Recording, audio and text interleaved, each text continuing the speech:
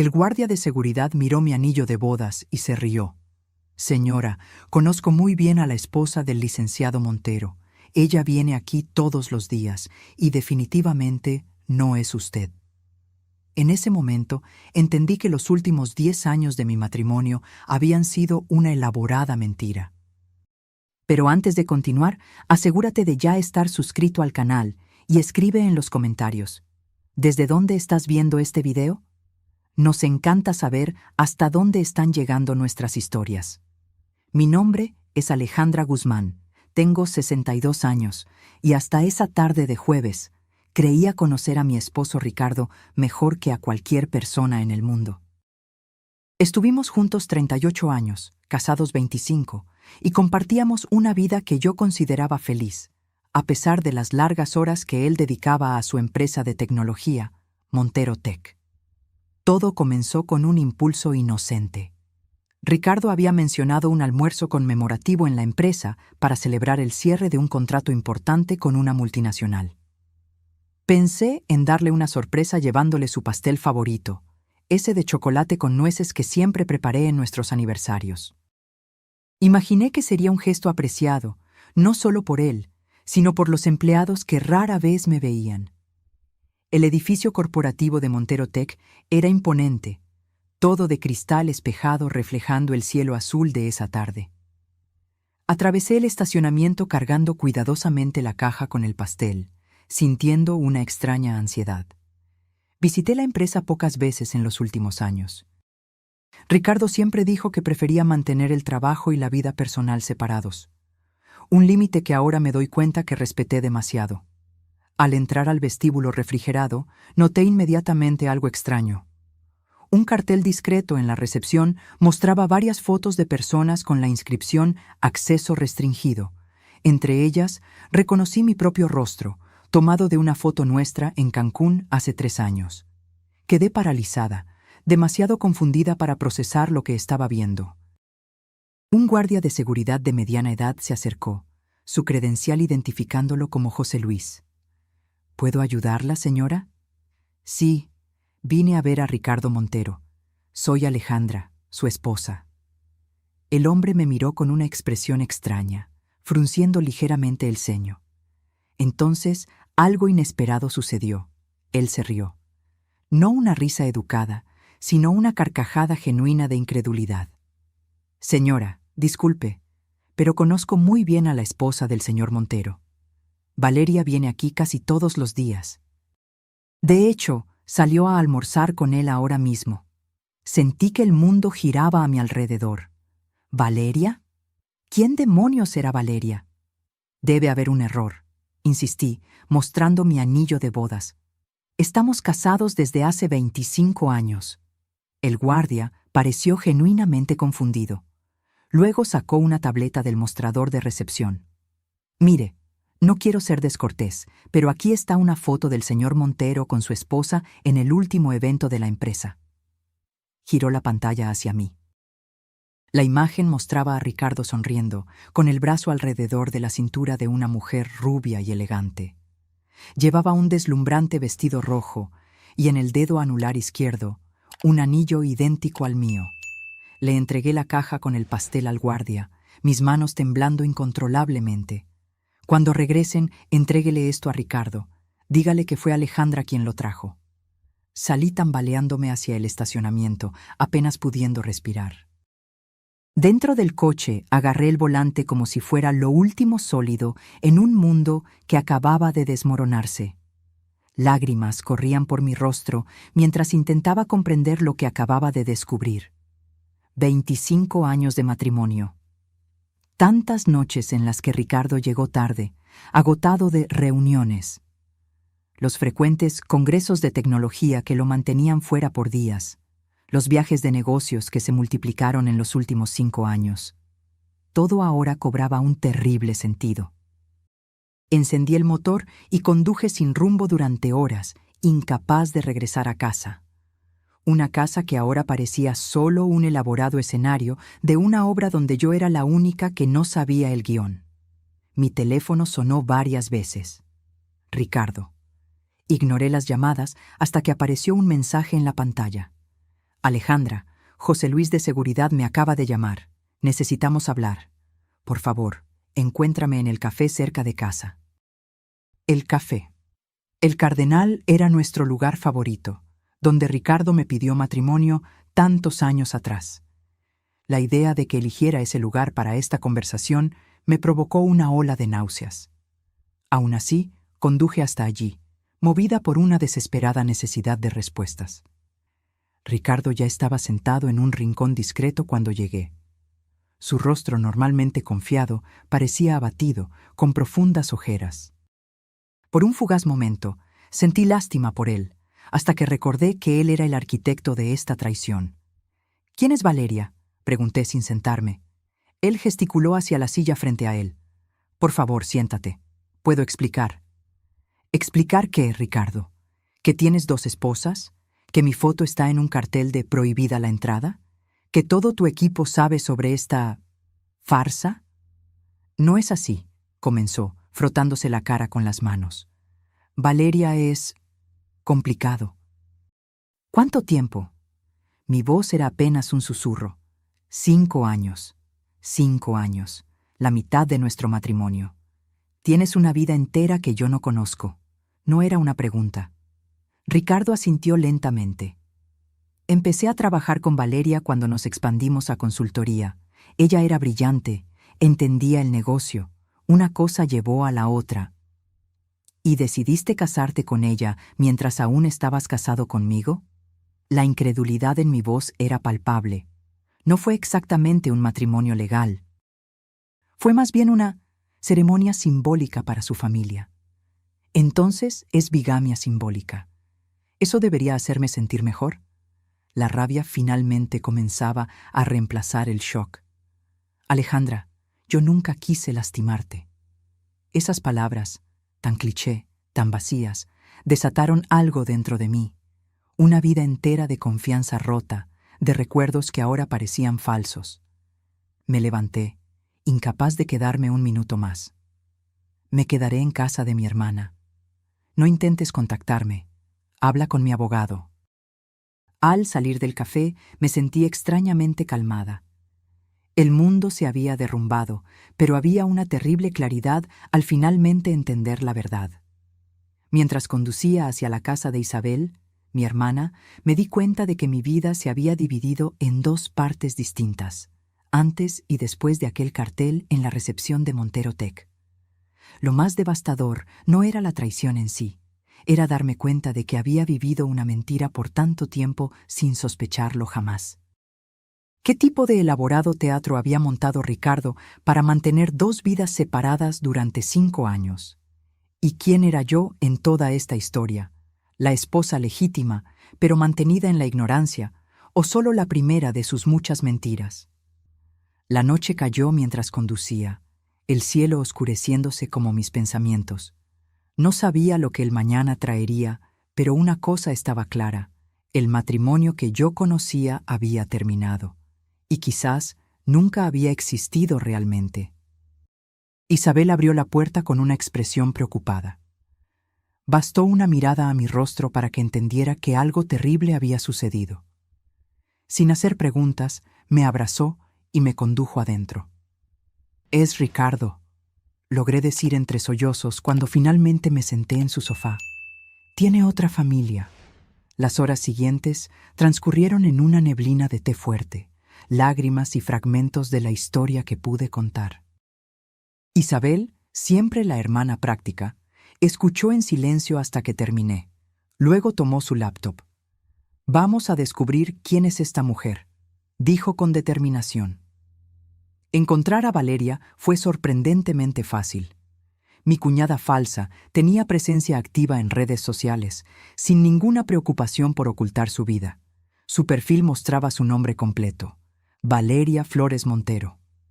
«Usa su apellido», murmuré, sintiendo una nueva ola de dolor. Las fotos contaban una historia que me dejó nauseabunda. Valeria y Ricardo en cenas corporativas. Los 2 en viajes que él me dijo que eran de trabajo. Ella usando joyas que reconocí como regalos que Ricardo supuestamente había comprado para mí, pero que se perdieron en la entrega. El golpe final llegó cuando encontramos fotos de una hermosa casa frente al mar que no reconocí. En la descripción, Valeria escribió: «Finalmente nuestro refugio de fin de semana está listo. Gracias, amor, por el regalo de aniversario perfecto». La fecha de la publicación coincidió con una semana en que Ricardo dijo estar en un congreso en Monterrey. ¿Cómo logró mantener esto oculto por tanto tiempo?, pregunté, más para mí misma que para Isabel. Personas como Ricardo son especialistas en compartimentalizar sus vidas, respondió ella, la rabia evidente en su voz. Alejandra, necesitas consultar a un abogado inmediatamente. A la mañana siguiente, aún aturdida, seguí su consejo. La oficina del licenciado Jorge Ramos era un refugio de tranquilidad en medio del caos de mi vida. El abogado especializado en derecho familiar escuchó mi historia sin juzgar. Señora Guzmán, lo que su esposo hizo puede configurar el delito de bigamia, dependiendo de la naturaleza de su relación con esta otra mujer, explicó tranquilamente. Más importante para sus intereses inmediatos, sin embargo, es proteger su patrimonio.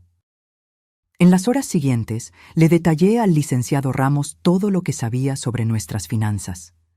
La verdad embarazosa era que sabía muy poco. Ricardo siempre se había ocupado de todo, depositando una mesada generosa en mi cuenta mientras gestionaba las inversiones mayores. Confiaba en él completamente, una ingenuidad que ahora me parecía infantil. «Necesitamos actuar rápidamente», dijo el licenciado Ramos. «Es posible que ya esté moviendo activos. Solicitaré medidas cautelares hoy mismo». Al salir de la oficina, mi teléfono sonó de nuevo. «Ricardo, por 10ª vez. Esta vez atendí. Necesitamos hablar sobre los próximos pasos». Su voz sonaba extrañamente compuesta, empresarial. «Estuve con mi abogado. Él contactará al tuyo». Un pesado silencio siguió. «No necesitamos involucrar abogados, Alejandra. Podemos resolver esto como adultos». Su audacia me quitó el aliento. «¿Como adultos? Has estado viviendo una segunda vida durante 5 años, Ricardo. Tienes otra esposa». «Valeria no es legalmente mi esposa», replicó, como si ese fuera el punto principal. «¿Y eso importa? Le compraste una casa mientras me decías que estábamos ahorrando para nuestro futuro. Pasaste días festivos con ella mientras yo me quedaba sola, creyendo que estabas trabajando. Sé que cometí errores». «¿Errores?», interrumpí. «Errores son olvidar aniversarios o comprar el regalo equivocado. Lo que hiciste fue construir una vida entera basada en mentiras». Colgué, temblando de rabia. Al regresar al apartamento de Isabel, encontré 3 mensajes de texto suyos, todos ofreciendo un acuerdo generoso si manteníamos las cosas civilizadas. Al día siguiente, decidí que necesitaba enfrentar la realidad de mi situación. Mientras Isabel estaba en el trabajo, volví a nuestra casa, mi casa, para buscar documentos importantes y algo de ropa. La casa estaba exactamente como la había dejado, casi como si nada hubiera cambiado. Pero todo había cambiado. Cada rincón ahora escondía preguntas. ¿Cuántas veces había llamado Ricardo a Valeria desde este sofá mientras yo preparaba la cena? ¿Cuántos mensajes intercambiados mientras dormíamos lado a lado? En la oficina de Ricardo, encendí su computadora, agradecida por conocer su contraseña, el nombre de su primer perro seguido del año en que nos conocimos. Una contraseña sentimental para un hombre que vivía de mentiras. Los archivos financieros revelaron una historia que el licenciado Ramos había previsto. En los últimos 5 años, grandes sumas habían sido transferidas a cuentas que yo no reconocía. Propiedades compradas a nombre de una empresa de la que nunca oí hablar. Encontré incluso documentos de un fondo educativo para Santiago, un nombre que no significaba nada para mí. Mis manos temblaban cuando encontré una carpeta marcada como familia. Dentro había fotos de Ricardo con Valeria y un niño pequeño, quizás de 3 o 4 años. Las fechas de las fotos indicaban que había nacido aproximadamente 9 meses después de que Ricardo conociera a Valeria. Quedé paralizada, mirando a ese niño pequeño que tenía los mismos ojos castaños de su padre. Ricardo tenía un hijo que mantuvo oculto de mí durante años. Mientras tanto, yo había pasado por 2 tratamientos de fertilización sin éxito, con Ricardo siempre consolándome, diciendo que nuestro momento llegaría. El descubrimiento de ese niño, Santiago, fue el golpe más doloroso. Durante años soñé con ser madre, soporté hormonas, decepciones y el dolor silencioso de cada ciclo fallido. Y todo ese tiempo, Ricardo ya era padre. Regresaba de los congresos a casa, me abrazaba durante mis lágrimas después de otra prueba negativa, sabiendo que tenía un hijo creciendo en otra casa. Copié todos los archivos que pude encontrar y los envié a mi correo electrónico y al licenciado Ramos. Entonces, algo en mí se rompió. Tomé la foto de nuestra boda de la pared y la arrojé contra la chimenea. El cristal se hizo añicos, al igual que mis ilusiones sobre el hombre que había prometido amarme para siempre. Estaba recogiendo algo de ropa en el dormitorio cuando oí abrirse la puerta principal. Ricardo entró, pareciendo sorprendido de verme.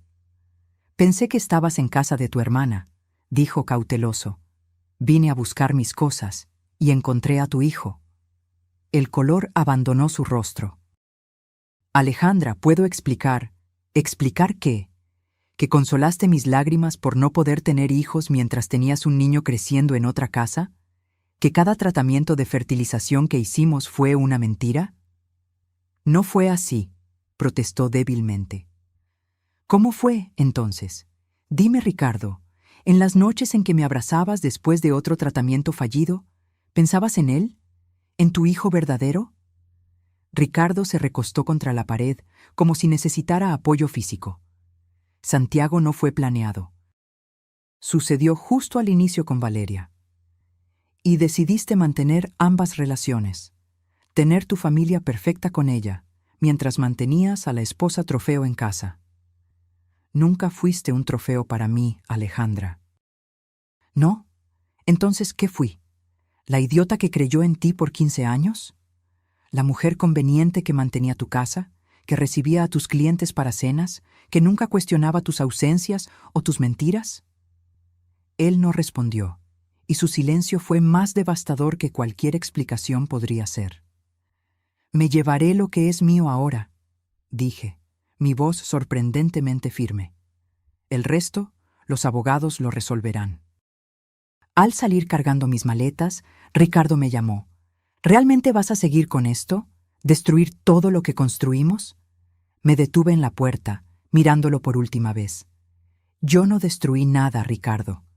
Tú ya lo habías hecho hace 5 años. Yo solo estoy descubriendo finalmente los escombros». Al cerrar la puerta de esa casa, de mi vida anterior, sentí una extraña mezcla de devastación y liberación. La mujer que entró en esa empresa hace 2 días ya no existía. En su lugar, estaba alguien que acababa de descubrir que toda su vida adulta había sido construida sobre arenas movedizas, pero que, de alguna forma, todavía estaba de pie. Los días siguientes transcurrieron en una montaña rusa de emociones. Rabia y tristeza se alternaban con períodos de adormecimiento emocional donde apenas podía levantarme de la cama. Isabel fue mi puerto seguro, alternando entre ofrecerme un hombro para llorar y forzarme a comer, bañarme, a seguir existiendo. «Te está llamando de nuevo», dijo ella, extendiendo mi celular que sonaba por 3ª vez esa mañana. «Puedes contestar y decirle que hable con mi abogado». Isabel tomó el teléfono, pero frunció el ceño al mirar la pantalla. «No es Ricardo, es un número que no conozco». Con reticencia atendí la llamada. «¿Hola? Señora Guzmán, aquí es José Luis, de Seguridad de Montero Tech, el hombre que inadvertidamente reveló la traición de mi esposo. ¿Qué quiere?» «Señora, yo me siento terrible por lo que pasó. No tenía idea de la situación. Pensé que debía llamarla porque dudó. Creo que hay más cosas que usted debería saber». Encontré a José Luis en un café pequeño, lejos de Montero Tech. Parecía nervioso. revisando constantemente la puerta como si temiera ser descubierto. ¿Por qué me está ayudando?, pregunté directamente. Él suspiró profundamente. Mi ex esposa hizo lo mismo conmigo hace 7 años. Cuando lo descubrí, nadie quiso ayudarme. Todos sabían y se quedaron en silencio. José Luis entonces me contó lo que sabía. Valeria no era solo la otra mujer. Ella era la directora financiera de la empresa, contratada por Ricardo hace 5 años. Su relación comenzó casi de inmediato, y el hijo, Santiago, nació al año siguiente. Pero lo que más me preocupa no es la vida personal de ellos, dijo José Luis, bajando la voz. En los últimos 2 años he visto documentación extraña pasando por seguridad. Transferencias grandes a cuentas offshore, reuniones secretas con inversionistas que no aparecen en los registros oficiales. ¿Está sugiriendo que hay algo ilegal sucediendo en la empresa?, pregunté, atónita con este nuevo giro. No estoy seguro, pero algo no se ve bien. Y desde que usted apareció, el señor Montero y la señora Valeria han estado en reuniones cerradas constantemente. Oí mención sobre acelerar el plan. Agradecí a José Luis por la información y volví al apartamento de Isabel, mi mente procesando esta nueva capa de complejidad. Si Ricardo y Valeria estaban involucrados en actividades financieras sospechosas, esto podría explicar el dinero que estaba desviando de nuestras cuentas conjuntas. Llamé inmediatamente al licenciado Ramos y le relaté lo que había descubierto. «Esto cambia nuestra estrategia», dijo él, la preocupación evidente en su voz. «Si hay fraude financiera involucrada, necesitamos actuar aún más rápidamente para proteger sus intereses, y si están planeando huir del país, ¿cree que harían eso? Ya he visto casos así antes. Si están involucrados en actividades ilegales y sienten que están a punto de ser descubiertos, la fuga puede parecer la única opción». Al día siguiente, el licenciado Ramos presentó una solicitud de congelamiento de bienes y presentó al tribunal las evidencias que habíamos reunido sobre las transferencias sospechosas. El juez, convencido de la urgencia, concedió la orden provisional. Ricardo llamó furioso menos de 1 hora después. «¿Qué demonios crees que estás haciendo?», gritó tan pronto como contesté.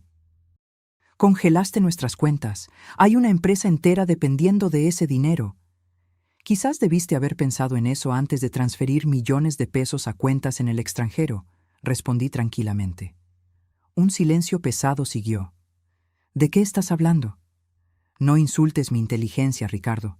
Encontré los registros, sé sobre las inversiones fantasma, las transferencias a las Islas Caimán». «No entiendes nada de esto», siseó. «Estás interfiriendo en asuntos que van mucho más allá de nuestro matrimonio». «Tal vez, pero si hay algo ilegal sucediendo, estoy segura de que a las autoridades les interesará». «¿Me estás amenazando?». «Te estoy dando la misma consideración que tú me diste en los últimos 5 años. Ninguna». Colgué e inmediatamente bloqueé su número. Si quería comunicarse conmigo, tendría que ser a través del licenciado Ramos. Esa noche recibí una visita inesperada. El timbre del apartamento de Isabel sonó cerca de las 9. Cuando abrí, encontré a una mujer elegante en un tailleur impecable. Valeria. «¿Podemos hablar?», preguntó, su voz sorprendentemente suave. Mi primer instinto fue cerrarle la puerta en la cara, pero algo en su expresión me hizo dudar. No había triunfo allí, solo una exhaustividad que reconocí, la misma que vi en mi propio espejo.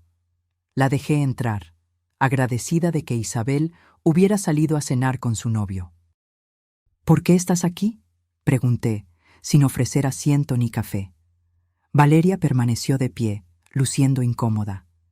«Vine porque creo que hay cosas que necesitas saber sobre Ricardo, cosas que quizás yo noté demasiado tarde». «¿Cómo el hecho de que estaba casado cuando empezó a relacionarse contigo?». Ella hizo una mueca. «Me dijo que ustedes estaban separados, que permanecían casados solo en papel por cuestiones financieras». La mentira era tan predecible que casi me reí. «Claro que dijo eso». «Solo descubrí la verdad hace 1 año», continuó. Encontré fotos de ustedes juntos en un viaje reciente. Cuando confronté a Ricardo, admitió que todavía vivía contigo, pero dijo que solo estaba esperando el momento adecuado para pedir el divorcio. ¿Y le creíste? ¿Incluso después de descubrir que había mentido sobre nuestro matrimonio? Valeria miró al suelo. Tenemos un hijo juntos, y había otros factores complicados. Los esquemas financieros, quieres decir. Su cabeza se levantó bruscamente. Entonces lo sabes. Sé lo suficiente para entender que algo ilegal está sucediendo en la empresa. Valeria caminó hasta la ventana, observando la noche por un momento antes de volverse hacia mí. Ricardo ha estado desviando fondos de la empresa durante casi 3 años. Al principio eran pequeñas cantidades para inversiones secundarias. Luego se convirtieron en transferencias mayores a cuentas en el extranjero. ¿Y tú, como directora financiera, lo permitiste? Yo ayudé a ocultar las pistas, admitió. Pero en los últimos meses las cosas se salieron de control. Ricardo comenzó a hacer negocios con gente peligrosa. Cuando intenté cuestionarlo, se puso furioso. Se subió la manga del blazer, revelando contusiones amarillentas en la muñeca. Esto fue hace 2 semanas. Fue cuando me di cuenta de que necesitaba proteger a mi hijo. Miré los hematomas, un nuevo horror sumándose a todo lo que ya había descubierto. Ricardo, violento, esa era una faceta de él que nunca había visto. ¿Qué quieres de mí?, pregunté. Estoy planeando cooperar con las autoridades, dijo Valeria, su rostro una máscara de determinación. Tengo pruebas suficientes para incriminar a Ricardo por fraude corporativa, evasión fiscal y lavado de dinero. Pero necesito garantías de inmunidad para mí y seguridad para mi hijo. ¿Y dónde entro yo en esto? Tu abogado presentó una solicitud de congelamiento de cuentas. Eso aceleró todo. Ricardo está desesperado, planeando huir del país mañana. Tiene pasaportes falsos para nosotros 3. Sentí la sangre congelarse en mis venas. ¿Simplemente iba a desaparecer, con todo el dinero? Ese siempre fue su plan final, dijo Valeria amargamente. Usar la empresa para acumular fondos ilegales, luego desaparecer a un país sin extradición.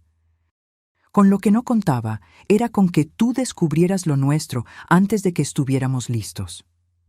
Me senté, tratando de asimilar esta nueva realidad. El hombre con el que había compartido mi vida no era solo un mentiroso y traidor, era un criminal a punto de huir del país. ¿Por qué me estás contando esto ahora? Porque necesito tu ayuda para detenerlo, respondió Valeria. Solo así puedo garantizar seguridad para mi hijo, y porque, por extraño que parezca, creo que te lo debo. Miré a esta mujer que, hasta hace 2 días, consideraba mi enemiga. Ahora me doy cuenta de que quizás ambas éramos víctimas del mismo hombre manipulador, aunque de diferentes maneras. ¿Qué propones?, pregunté finalmente. Un plan para capturar a Ricardo Infraganti, con evidencias suficientes para asegurar que enfrente la justicia. Pero necesitamos actuar rápido. Tenemos menos de 24 horas. En ese momento, tomé una decisión que cambiaría el curso de nuestras vidas. Tomé mi teléfono y llamé al licenciado Ramos. Necesito que contacte a las autoridades inmediatamente, dije, y vamos a necesitar su sala de conferencias para una reunión urgente. Al colgar, encaré a Valeria.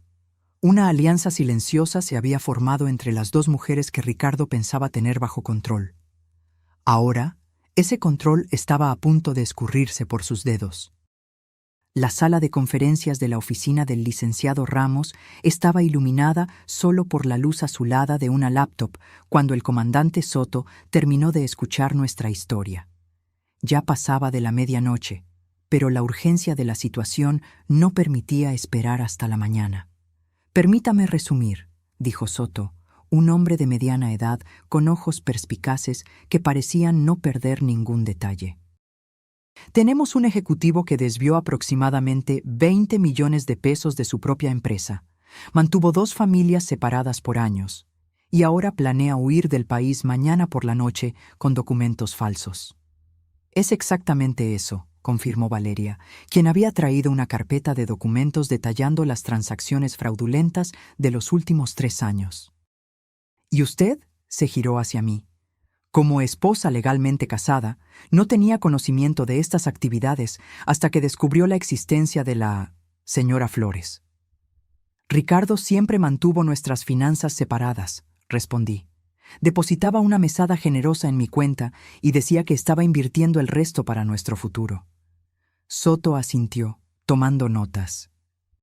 Lo que tenemos aquí justifica no solo una investigación por fraude financiera, sino también por falsedad ideológica, evasión fiscal y posiblemente incluso bigamia, dependiendo de cómo se llevó a cabo la ceremonia con la señora Flores. No fue un matrimonio legal, aclaró Valeria. Fue solo una ceremonia simbólica para mi familia. Pero Ricardo firmó documentos de la Escuela de Santiago como si estuviera casado conmigo. Eso es falsedad ideológica, confirmó el licenciado Ramos. Lo que nos interesa ahora es cómo proceder para asegurar que el señor Montero no escape de la justicia. El vuelo está programado para mañana a las 23:45, dijo Valeria. Un jet privado a Dubái, luego conexión a un destino que no me reveló. Necesitamos atraparlo con las pruebas, dijo Soto. No solo los documentos que usted trajo, sino también los pasaportes falsos e, idealmente, sorprenderlo intentando salir del país. Un plan comenzó a formarse. Valeria regresaría a casa como si nada hubiera pasado. Ella aceptó usar un dispositivo de grabación para documentar cualquier confesión que Ricardo pudiera hacer sobre sus planes de fuga y actividades financieras ilícitas. Necesitamos que lo mantenga hablando sobre los detalles del viaje, instruyó Soto. Pregunte sobre los pasaportes, sobre las cuentas en el extranjero, sobre cómo pretende acceder al dinero una vez que estén fuera del país. Valeria asintió, su rostro pálido pero determinado. ¿Y qué hay de Santiago? No quiero que esté presente cuando hagan el arresto. Podemos arreglar para que esté en un lugar seguro, garantizó Soto. ¿Quizás con algún familiar de confianza? Mi madre puede recogerlo en la escuela mañana, dijo Valeria. Ricardo no sospechará eso. Ella frecuentemente se queda con Santiago cuando tenemos compromisos por la noche. Mientras se acordaban los detalles del plan, permanecí en silencio, observando esta extraña alianza entre la policía, mi abogado y la mujer que hace 2 días ni siquiera sabía que existía. La ironía de la situación no se me escapó.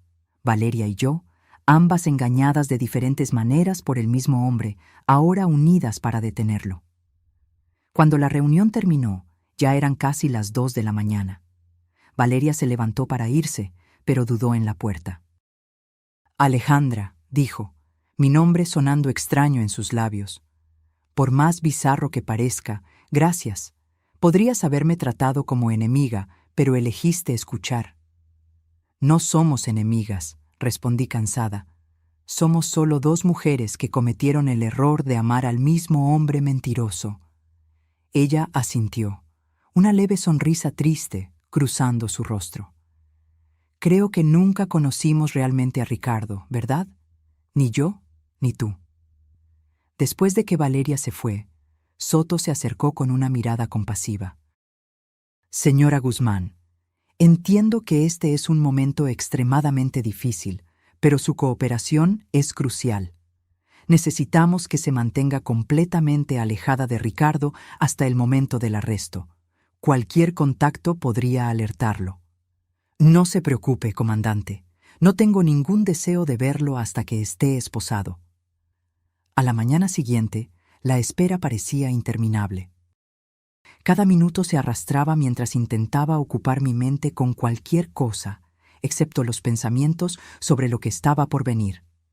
Isabel había sido informada sobre el plan e insistió en quedarse conmigo, cancelando sus compromisos de trabajo. «No tienes que hacer esto», protesté débilmente. «Sí, tengo que hacerlo», insistió ella. «Ninguna hermana mía va a pasar por esto sola». Alrededor de las 4 de la tarde, recibí un mensaje de texto de un número desconocido. Santiago está seguro con mi madre y confirmó nuestro vuelo para esta noche. Todo según lo planeado. V. La operación estaba en curso.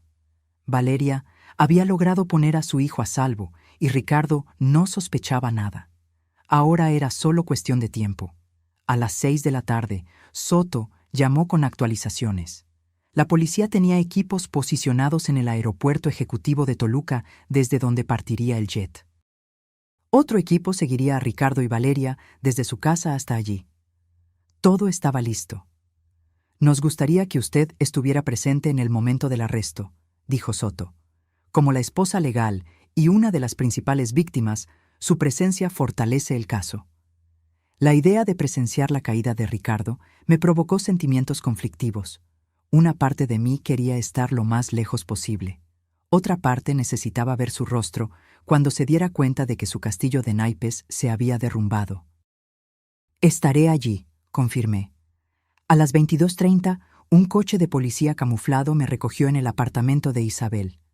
El comandante Soto estaba al volante, con otro policía en el asiento del pasajero. Tenemos confirmación de que están saliendo de casa, informó Soto mientras conducía. 2 agentes reportan que Ricardo está cargando 3 maletas grandes en el coche, además de un maletín que probablemente contiene los documentos y pasaportes. Llegamos al pequeño aeropuerto privado en las afueras de la ciudad por una entrada secundaria. La noche estaba clara, estrellas salpicando el cielo oscuro, en un contraste surreal con el drama humano que estaba a punto de desarrollarse.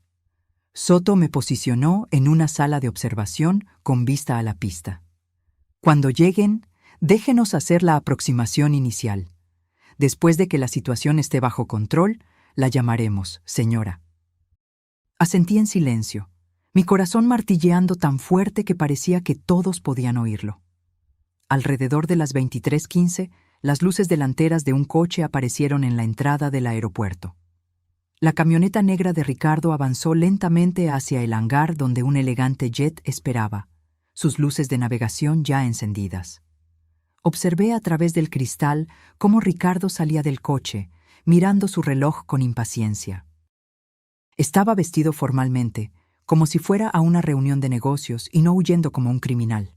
Valeria salió del lado del pasajero, su lenguaje corporal tenso mientras miraba nerviosamente a su alrededor. Un asistente de tierra se acercó para ayudar con las maletas, pero antes de que pudiera alcanzarlas, varias patrullas de policía surgieron de diferentes direcciones, rodeando el vehículo. Soto y su equipo salieron rápidamente, armas en mano. Ricardo Montero. La voz de Soto se amplificó a través de un megáfono. Está detenido bajo sospecha de fraude financiera, falsedad ideológica e intento de fuga del país. Mantenga las manos donde podamos verlas y no haga movimientos bruscos. Incluso a la distancia, pude ver la transformación en el rostro de Ricardo, del shock al pánico, luego a la comprensión cuando su mirada se fijó en Valeria. La traición estaba clara en sus ojos, pero había algo casi cómico en la indignación de un hombre que había traicionado a todos a su alrededor durante años, ahora furioso por haber sido engañado. Soto condujo a Valeria lejos, mientras otros policías esposaban a Ricardo y comenzaban a revisar las maletas. Cuando la situación estuvo bajo control, Soto vino a buscarme. «Está pidiendo hablar con usted», dijo el comandante. «Usted no está obligada a hacerlo». «No», respondí, sorprendiéndome a mí misma. «Quiero mirarlo a los ojos por última vez». Ricardo estaba sentado en el asiento trasero de una patrulla policial, manos esposadas delante de su cuerpo. Cuando me vio acercarme, su expresión cambió a algo que intentaba parecer contrición. «Alejandra», dijo cuando me acerqué, «esto es un malentendido. Puedo explicarlo todo». «¿Explicar qué, Ricardo? ¿Las 2 familias? ¿Los millones desviados? ¿Los pasaportes falsos?» «No entiendes la presión que he estado enfrentando», susurró urgentemente. «Hice esto por nosotros, por nuestro futuro». La audacia de la mentira me hizo reír, un sonido sin humor que pareció sorprenderlo. ¿Por nosotros? ¿Cuál nosotros exactamente? ¿Tú y yo? ¿Tú y Valeria? ¿O tú y el dinero con el que estabas a punto de huir? Su rostro se endureció. «No sabes nada de negocios». A veces necesitamos tomar decisiones difíciles para... Basta, interrumpí. No más mentiras. Tendrás mucho tiempo en prisión para inventar nuevas historias. Me di la vuelta para irme, pero él gritó mi nombre de nuevo.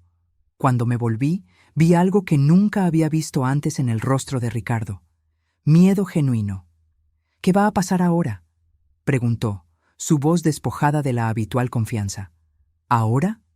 Ahora enfrentas las consecuencias de tus elecciones. Algo que probablemente nunca tuviste que hacer antes. Mientras me alejaba, sentí un peso ser levantado de mis hombros. El hombre que amé durante casi 2 décadas era un extraño para mí. Quizás siempre lo había sido. En la sala de interrogatorio improvisada en el aeropuerto, encontré a Valeria siendo entrevistada por otro detective. Parecía agotada, pero aliviada. ¿Santiago está bien?, pregunté, sentándome a su lado. Sí, respondió, sorprendida por mi preocupación. Mi madre lo mantendrá alejado de las noticias por unos días, hasta que yo pueda explicar, de alguna forma. Los niños son más resilientes de lo que pensamos, dije suavemente. Él estará bien. ¿Y tú?, preguntó Valeria, sus ojos estudiando mi rostro. ¿Cómo estás?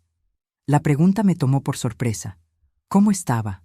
Traicionada, usada, engañada durante años, pero también, extrañamente, libre. Dudé, buscando la palabra correcta. Estoy diferente, y creo que eso es bueno. Cuando finalmente dejé el aeropuerto, el cielo comenzaba a clarear en el horizonte.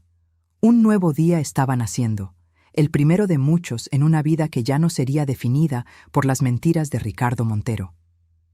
En las semanas siguientes al arresto de Ricardo, mi vida se convirtió en un torbellino de declaraciones, reuniones con abogados y revelaciones cada vez más choqueantes sobre el hombre con el que estuve casada durante 25 años. La investigación reveló que el esquema financiero era aún más extenso de lo que Valeria había sospechado. Ricardo no solo desviaba fondos de la empresa, había establecido una elaborada red de empresas fantasma para lavar dinero de clientes de reputación dudosa. Conforme las capas del fraude eran desveladas, quedó claro que estaba involucrado con personas verdaderamente peligrosas, incluidos cárteles internacionales que usaban Montero Tech para limpiar capital ilícito. «Usted tuvo mucha suerte», comentó Soto durante una de nuestras reuniones para mi declaración formal. Si Ricardo hubiera logrado huir, esas organizaciones probablemente habrían ido tras él y tras cualquier persona asociada con él. La prensa tuvo un festín con la historia. CEO llevaba vida doble, y fraude millonario y 2 esposas eran algunos de los titulares más suaves. Rechacé todas las solicitudes de entrevistas, manteniéndome recluida en el apartamento de Isabel mientras la tormenta mediática se desarrollaba. El licenciado Ramos trabajó incansablemente para proteger mis intereses legales. Como esposa legal, yo técnicamente podría ser considerada cómplice en los crímenes de Ricardo si no probaba mi completa ignorancia sobre sus actividades.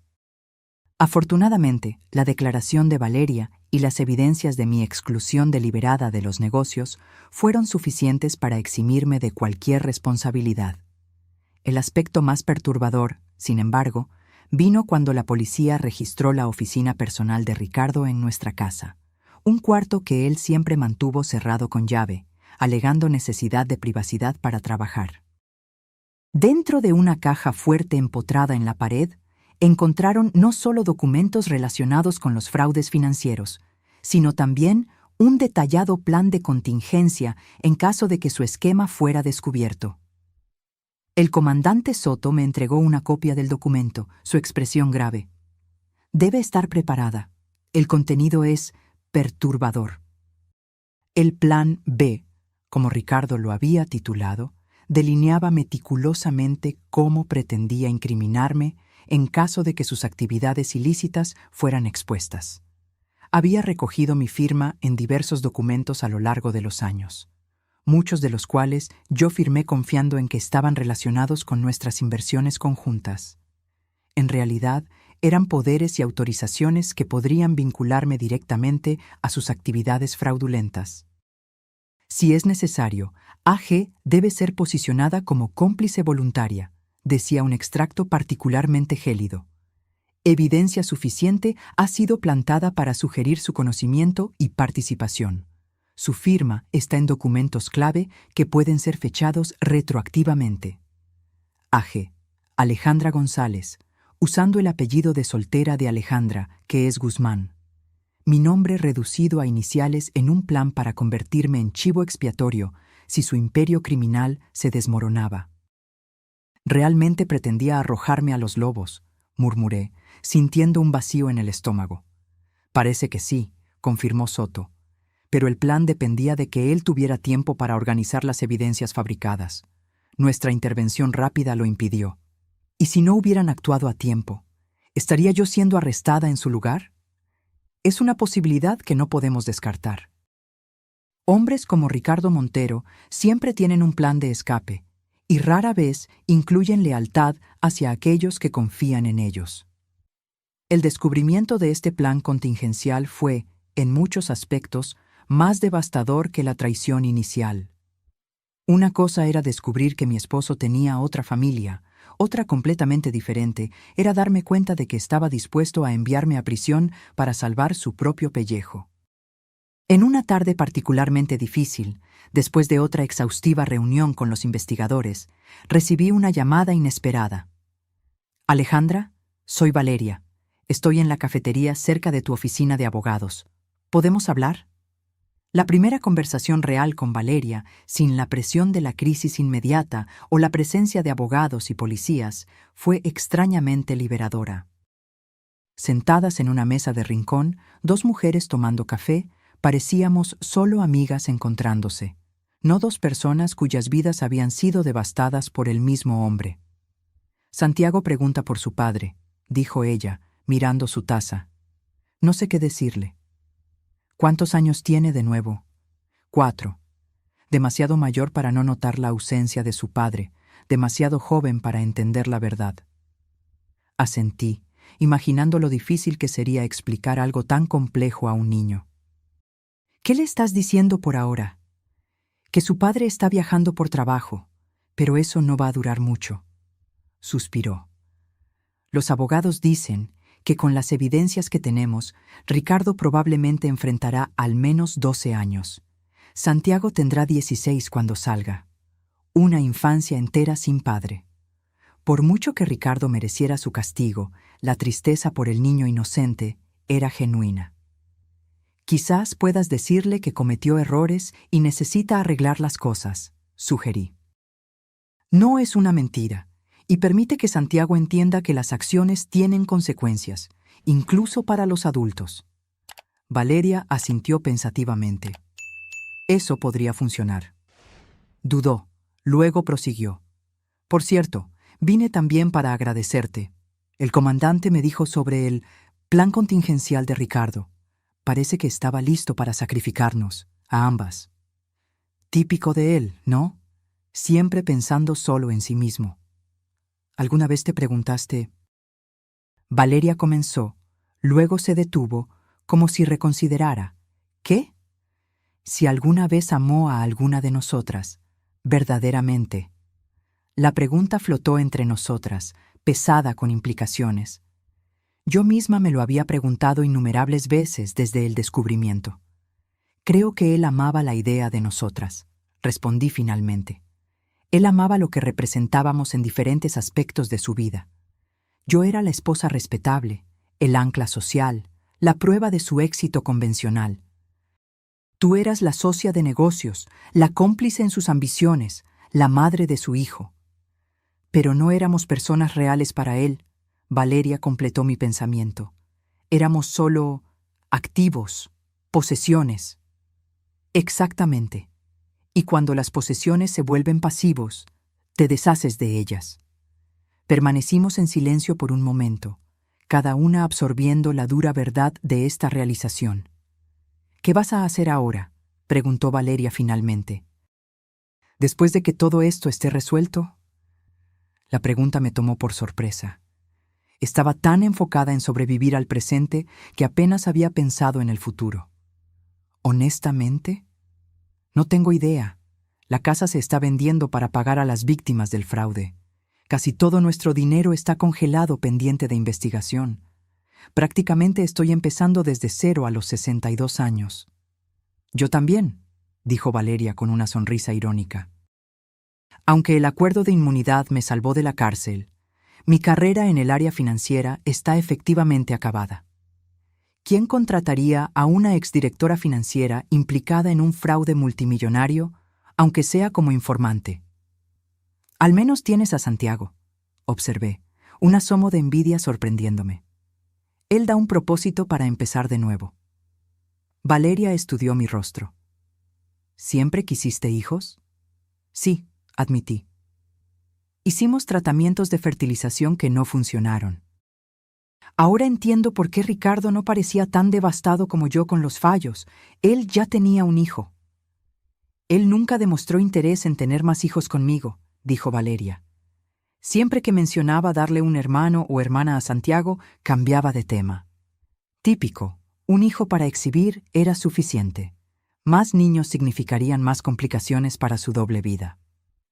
Terminamos nuestro café con una extraña sensación de camaradería. Dos mujeres que deberían ser enemigas, encontrando consuelo en la comprensión compartida de cómo habían sido engañadas por el mismo hombre. Al despedirnos, Valeria dudó. Alejandra, sé que esto puede sonar extraño, pero ¿sería tan terrible si mantuviéramos contacto? Hay algo reconfortante en hablar con alguien que realmente entiende. La sugerencia debería haber parecido absurda. ¿Hacerme amiga de la otra mujer? Pero nada en mi vida seguía ya las reglas convencionales. Creo que me gustaría eso, respondí, sorprendiéndome a mí misma con la sinceridad de la respuesta. De camino de vuelta al apartamento de Isabel, reflexioné sobre cómo la vida puede cambiar tan drásticamente en tan poco tiempo. Hace 3 semanas, yo era Alejandra Montero, esposa dedicada de un CEO exitoso, viviendo en una hermosa casa y creyendo tener un matrimonio sólido. Ahora era Alejandra Guzmán de nuevo. Había decidido volver a mi apellido de soltera, prácticamente sin hogar, con un futuro financiero incierto y el matrimonio expuesto como una elaborada farsa. Aún así, había algo liberador en enfrentar la verdad, por dolorosa que fuera. Las mentiras de Ricardo habían sido confortables en su ignorancia, pero la realidad, incluso siendo brutal, ofrecía la oportunidad de construir algo genuino. Cuando llegué al apartamento, Isabel había salido, dejando una nota en el refrigerador. Correspondencia para ti en la mesa. Parece importante. El sobre era de la oficina del licenciado Ramos. Dentro, un documento oficial me informaba que el tribunal había autorizado una mesada temporal de las cuentas congeladas de Ricardo para mi subsistencia básica mientras el caso se desarrollaba. Una pequeña victoria en medio del caos. Pero fue el segundo documento el que realmente capturó mi atención. Era una propuesta de un editor, canalizada por el licenciado Ramos, solicitando que considerara escribir un libro sobre mi experiencia. Su historia tiene todos los elementos de un relato poderoso sobre traición, resiliencia y reconstrucción, decía la carta. Creemos que podría ayudar a muchas personas que han pasado por experiencias similares de engaño y ruptura de confianza. Me senté en el pequeño balcón del apartamento, observando el atardecer mientras consideraba la propuesta. ¿Transformar mi dolor en algo que pudiera ayudar a otros? Tal vez era exactamente el propósito que buscaba. Tomé mi celular y envié un mensaje a Valeria. Acabo de recibir una propuesta para escribir un libro sobre toda esta experiencia. ¿Qué piensas? Su respuesta llegó rápidamente. Creo que deberías hacerlo. Si alguien puede transformar esta pesadilla en algo significativo, eres tú. Sonreí al teléfono, apreciando el voto de confianza de esta improbable aliada. Mientras el cielo se teñía de naranja y púrpura, comencé a imaginar cómo sería mi historia. No la historia de una víctima, sino de una sobreviviente. No un cuento de traición, sino de liberación. La noche caía sobre la ciudad, y con ella, la promesa de un nuevo capítulo apenas estaba comenzando a escribirse. 6 meses pasaron desde la noche del arresto de Ricardo. El otoño había dado paso al invierno, y ahora la primavera comenzaba a despuntar, trayendo consigo la promesa de renovación que tanto necesitaba. Me mudé del apartamento de Isabel a un pequeño flat alquilado con el dinero de la mesada que el tribunal me había concedido. Era modesto comparado con la espaciosa casa donde viví con Ricardo, pero había algo reconfortante en la simplicidad. Cada objeto allí era verdaderamente mío. Cada decisión sobre el espacio reflejaba solo mis preferencias. El proceso legal contra Ricardo continuaba desarrollándose con la lentitud característica del sistema judicial. Había contratado un equipo caro de abogados que exploraban cada resquicio procesal posible, pero las evidencias en su contra eran abrumadoras. Aún así, el juicio final probablemente aún tardaría meses. Mientras tanto, yo encontraba mi propio camino. Acepté la propuesta del editor y comencé a trabajar en el libro, un proceso terapéutico que me forzaba a examinar los 15 años de matrimonio bajo una nueva luz. Cada recuerdo necesitaba ser reevaluado, cada momento feliz cuestionado en cuanto a su autenticidad. En una tarde soleada de abril, me senté en un café al aire libre con mi laptop, trabajando en un capítulo particularmente difícil sobre los tratamientos de fertilización. Estaba tan absorta que no noté inmediatamente cuando alguien se detuvo al lado de mi mesa. ¿Alejandra? Levanté los ojos y vi a Valeria, con Santiago de la mano.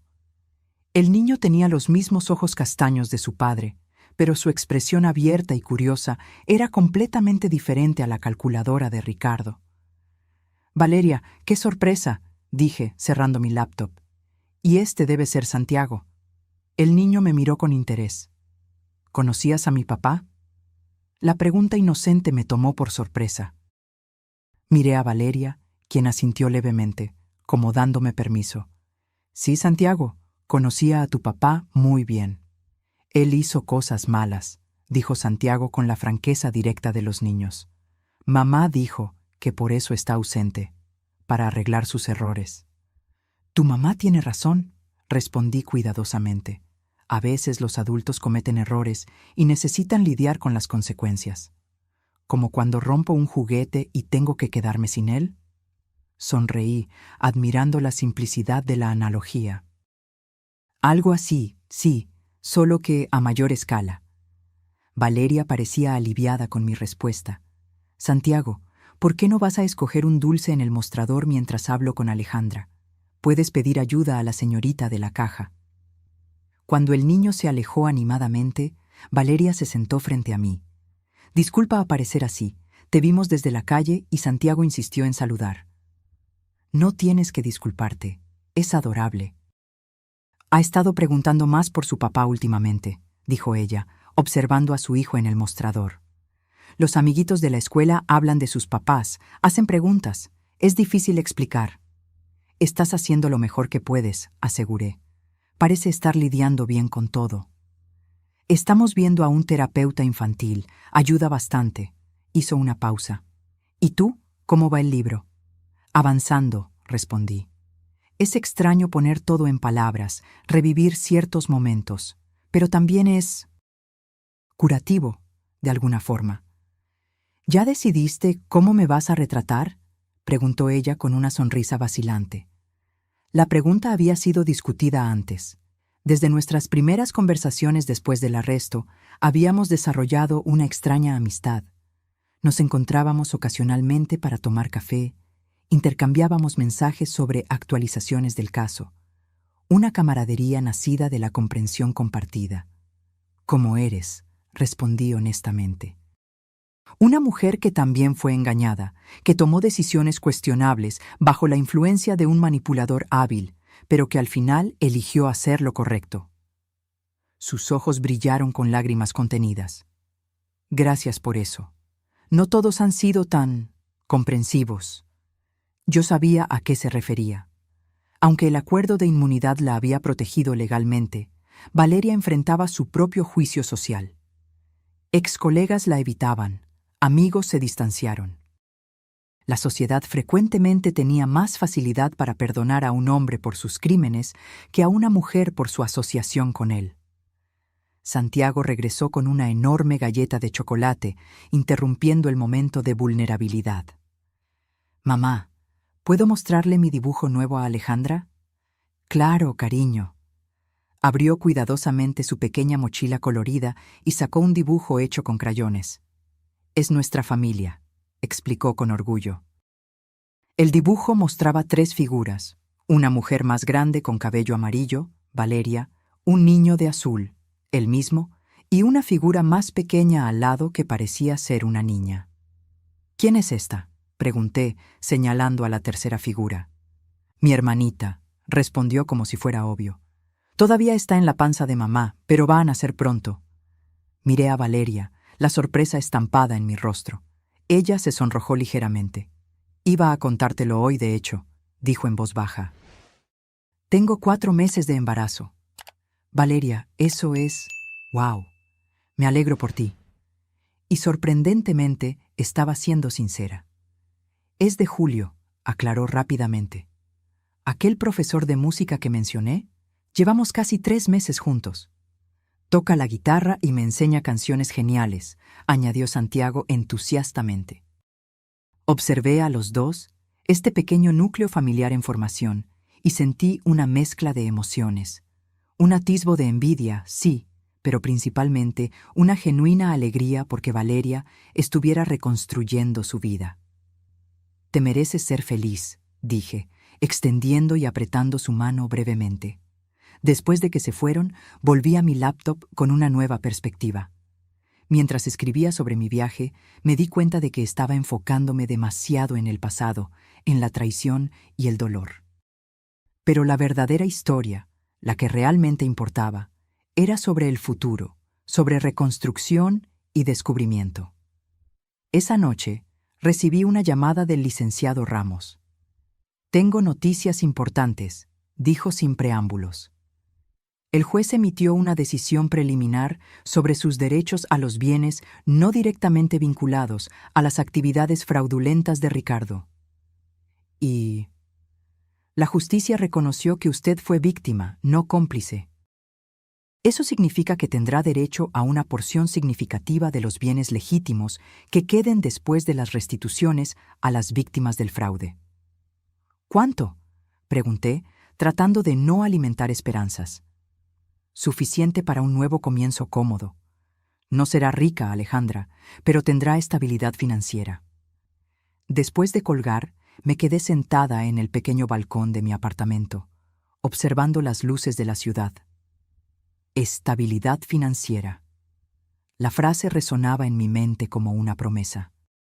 No se trataba de recuperar la vida lujosa que tenía con Ricardo. Ya ni siquiera deseaba eso. Se trataba de tener los recursos para construir algo nuevo, algo genuinamente mío. A la mañana siguiente, impulsada por una energía renovada, hice algo que había estado posponiendo durante meses.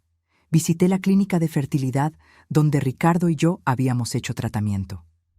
La doctora Sofía Rivas, especialista que nos acompañó durante el proceso, pareció sorprendida de verme. «Alejandra, qué bueno verte. Lamento mucho todo lo que pasaste. Vi las noticias». «Gracias, doctora. De hecho, vine a hacer algunas preguntas sobre nuestros tratamientos anteriores». Ella frunció el ceño, confundida. «Claro. ¿Qué te gustaría saber? ¿Los tratamientos realmente fallaron por cuestiones biológicas o... ¿había algo más?» La médica me miró con expresión intrigada, como si intentara descifrar el verdadero significado de mi pregunta. «¿Qué estás preguntando exactamente, Alejandra?» Respiré profundamente, reuniendo valor para exponer mis sospechas. «Doctora, después de descubrir tantas mentiras, comencé a cuestionar todo. Ricardo tuvo un hijo con otra mujer mientras hacíamos tratamiento aquí. Necesito saber si nuestros tratamientos realmente fallaron naturalmente o si él los saboteó de alguna forma». La doctora Rivas palideció y su mirada vaciló por un momento. Ese breve desvío de ojos me dio la respuesta antes incluso de que hablara. Alejandra, eso es una acusación muy seria. No es una acusación, doctora, es una pregunta, y su reacción ya me dice algo. Ella suspiró profundamente e indicó que me sentara. Después de unos momentos de silencio, pareció tomar una decisión ética difícil.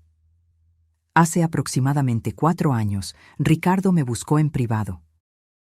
Dijo que estaba preocupado por el estrés que los tratamientos te causaban y quería verificar su propia contribución al proceso. Hizo una pausa. Él solicitó que sus espermatozoides fueran analizados por separado, sin tu conocimiento. ¿Y?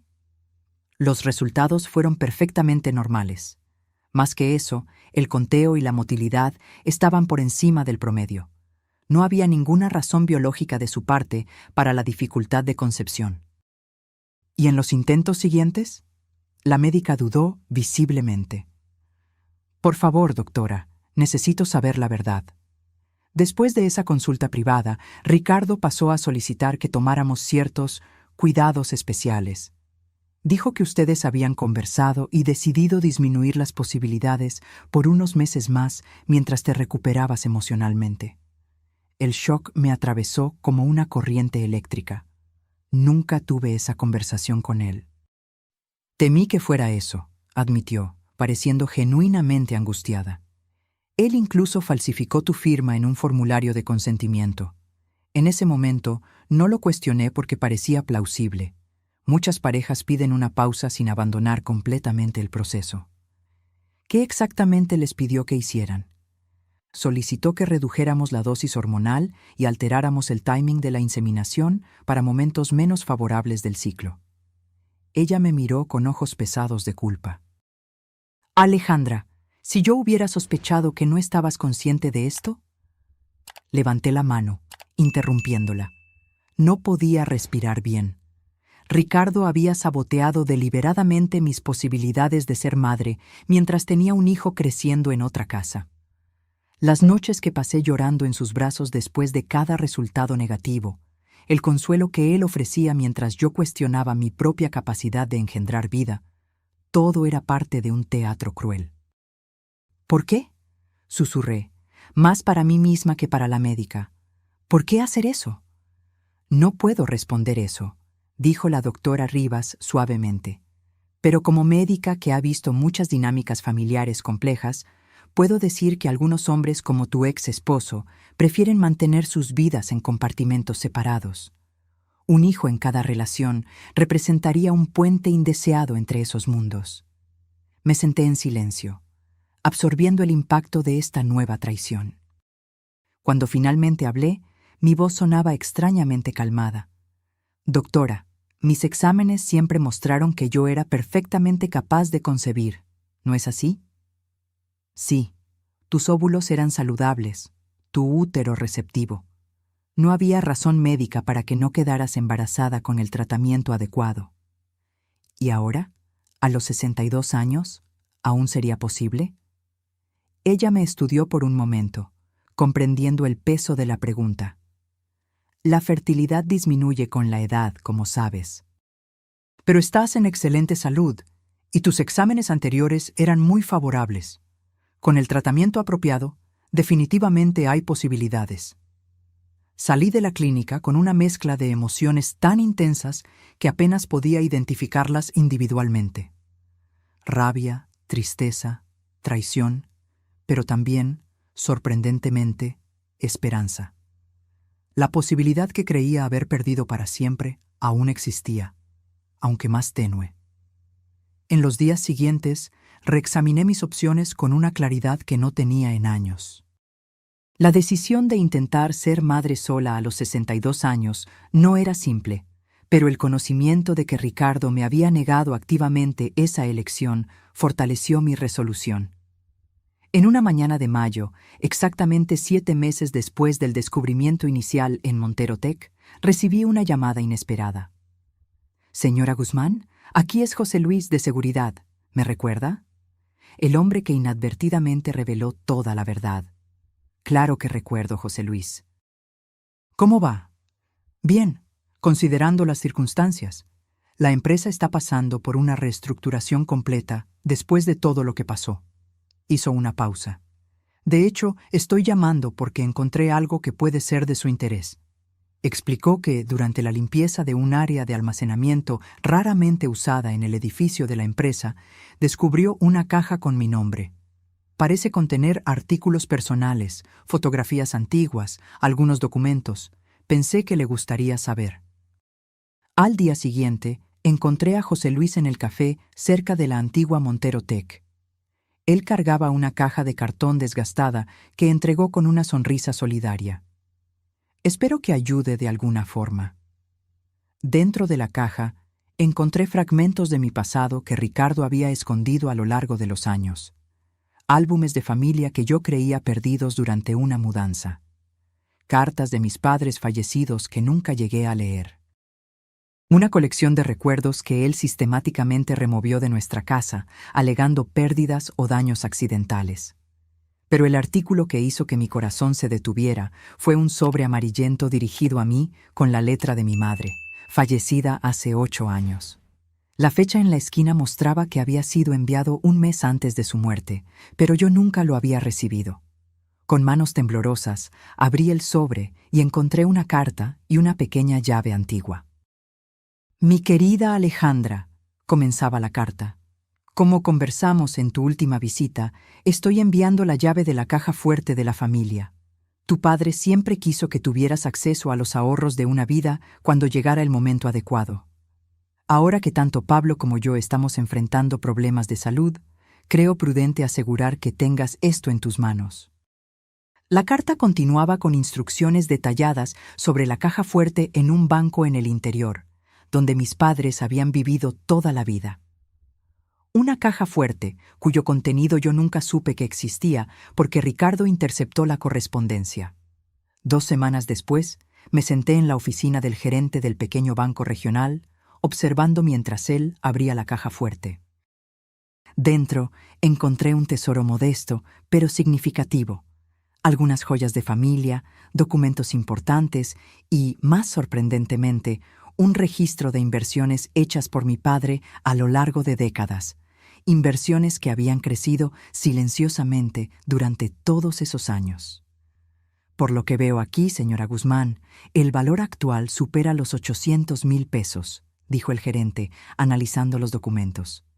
Su padre fue muy cauteloso e inteligente con sus aplicaciones. 800,000 pesos. No era una fortuna que cambiaría vidas, pero representaba exactamente lo que yo necesitaba en ese momento: independencia financiera real y los medios para comenzar de nuevo genuinamente. Esa noche, sentada en el balcón de mi pequeño apartamento, tomé varias decisiones importantes.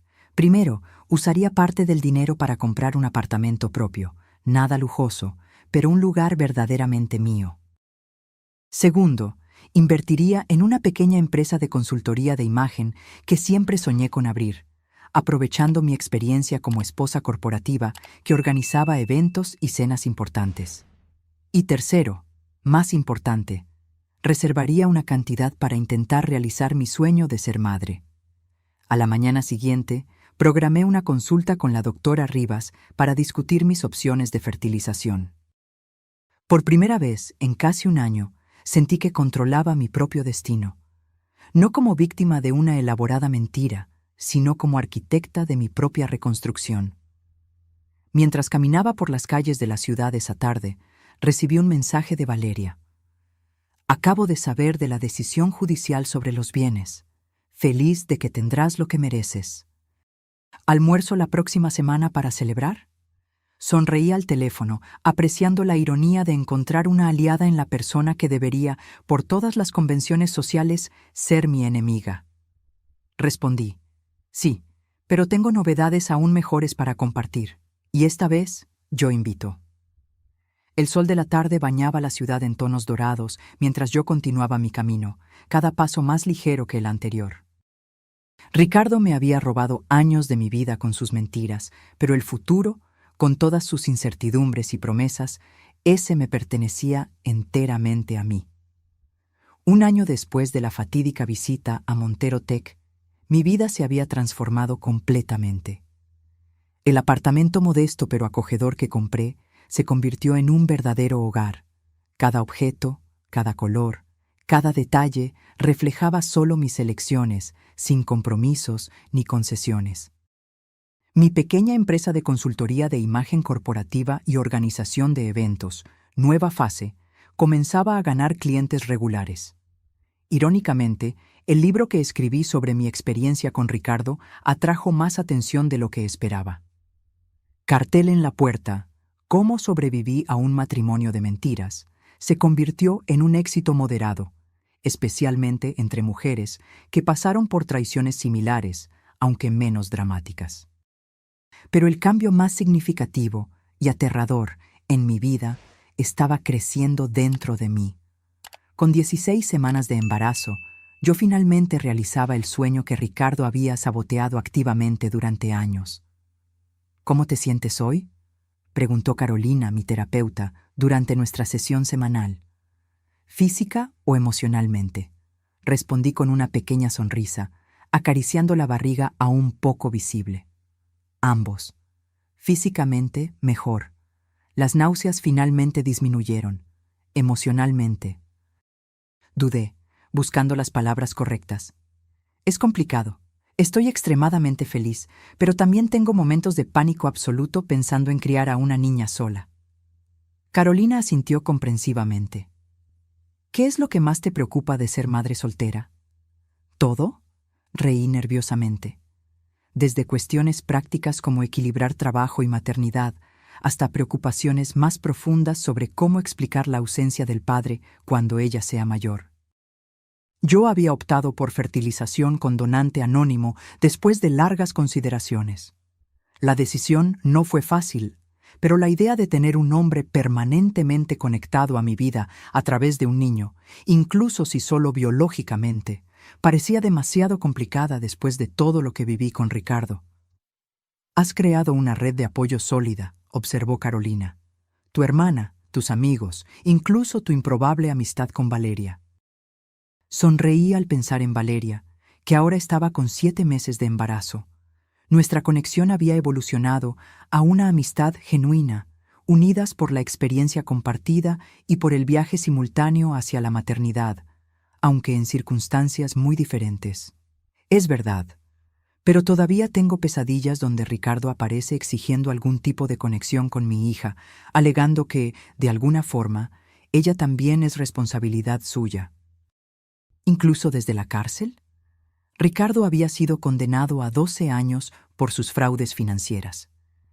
El juicio había sido un espectáculo mediático que yo seguía a distancia, negándome a asistir personalmente, excepto cuando mi testimonio fue absolutamente necesario. Es irracional, lo sé. Él no tiene ningún derecho legal sobre mi hija, pero después de descubrir tantas manipulaciones, es difícil no temer que encuentre alguna manera de interferir en mi vida de nuevo. El miedo tiene sentido considerando tu experiencia, dijo Carolina. Pero recuerda, ya no eres la misma mujer que él manipulaba tan fácilmente. Reconstruiste tu vida en tus propios términos. Salí de la terapia reflexionando sobre esa verdad.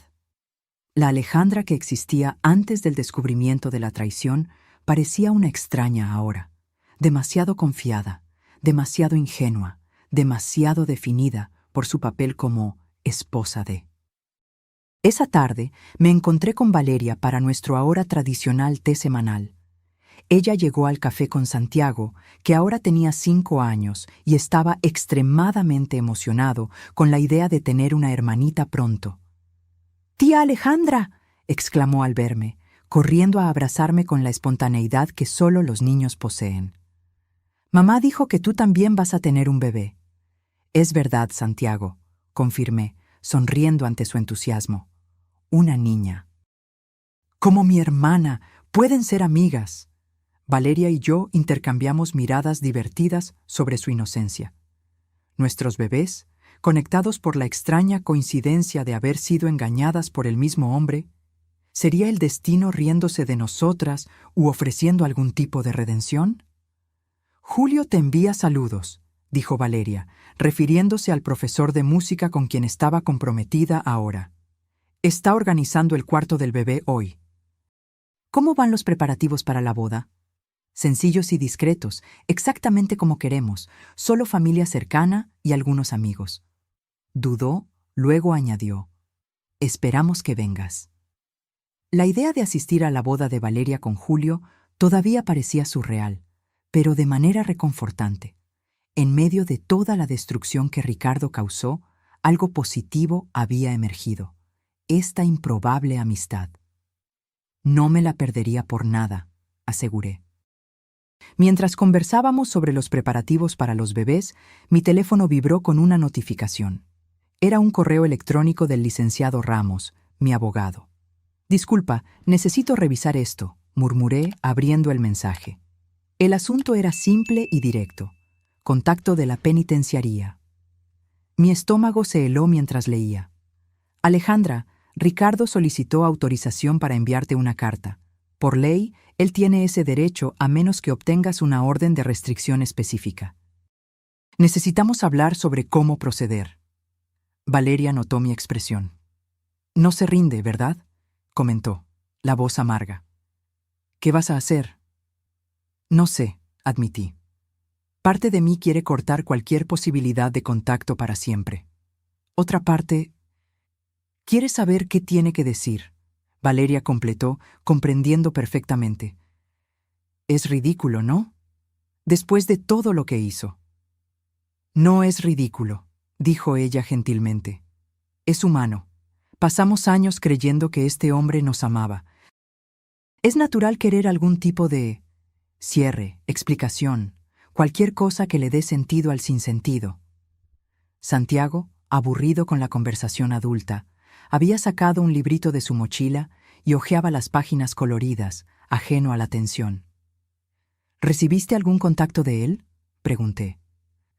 Intentos, a través de su abogado, sobre derechos de visita a Santiago.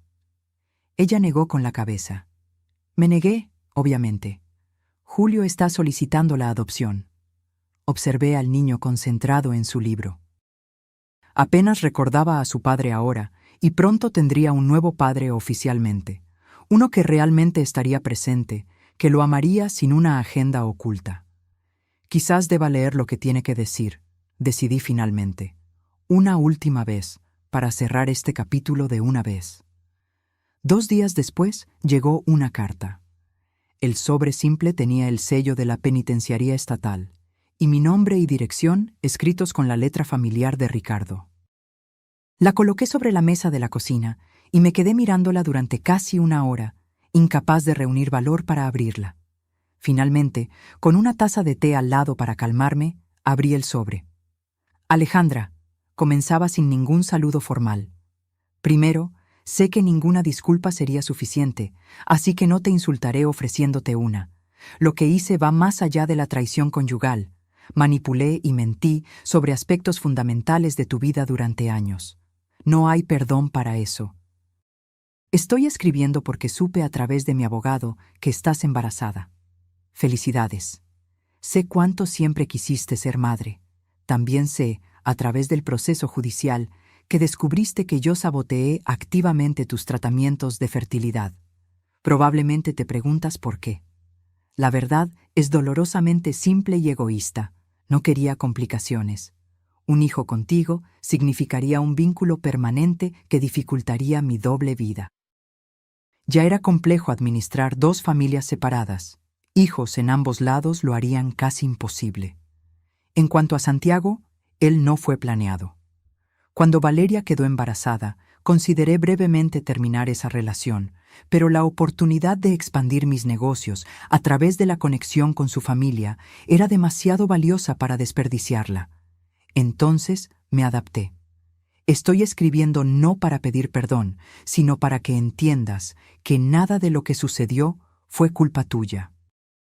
Tú no dejaste de notar señales o debiste haber sabido. Soy excepcionalmente bueno mintiendo. Es un talento que cultivé desde la infancia para sobrevivir a un hogar abusivo. Probablemente nunca más querrás saber de mí, y lo respetaré. Esta es mi última comunicación, a menos que indiques lo contrario. Ricardo. Releí la carta varias veces, buscando... ¿Qué? ¿Remordimiento genuino? ¿Algún indicio de que el hombre que amé durante 25 años realmente existió? No encontré nada de eso. Solo la misma frialdad calculadora, ahora disfrazada de honestidad brutal. Ni siquiera preguntó cómo estaba yo. No mostró preocupación por el impacto emocional de sus acciones. Incluso esta supuesta confesión era sobre él. Su habilidad para mentir, sus decisiones estratégicas, sus motivos egoístas. Con una claridad sorprendente, me di cuenta de que finalmente estaba libre. No solo legalmente divorciada o físicamente separada, sino emocionalmente desvinculada de este hombre que nunca realmente conocí. Tomé la carta y caminé hasta la pequeña chimenea decorativa de mi apartamento. Con un fósforo, transformé las palabras de Ricardo en cenizas, observando cómo los bordes del papel se curvaban y oscurecían hasta que nada quedaba más que fragmentos carbonizados. «Este es nuestro cierre», dije en voz alta para el apartamento vacío, una mano reposando protectoramente sobre mi vientre. Él ya no tiene poder sobre nosotras. Esa noche, acostada en la cama, sentí los primeros movimientos suaves del bebé. Solo un ligero temblor, como alas de mariposa. Lágrimas rodaron por mi rostro, pero por primera vez en mucho tiempo, eran lágrimas de pura alegría. «Somos solo nosotras ahora, Regina», susurré a mi hija aún no nacida, el nombre elegido por su significado, sabiduría. Y eso es más que suficiente. 3 semanas después, participé en la pequeña e íntima boda de Valeria y Julio en un jardín soleado. Santiago, orgulloso en su pequeño traje, llevó los anillos. Valeria, radiante en un sencillo vestido color marfil que acomodaba su barriga de 8 meses, parecía finalmente en paz.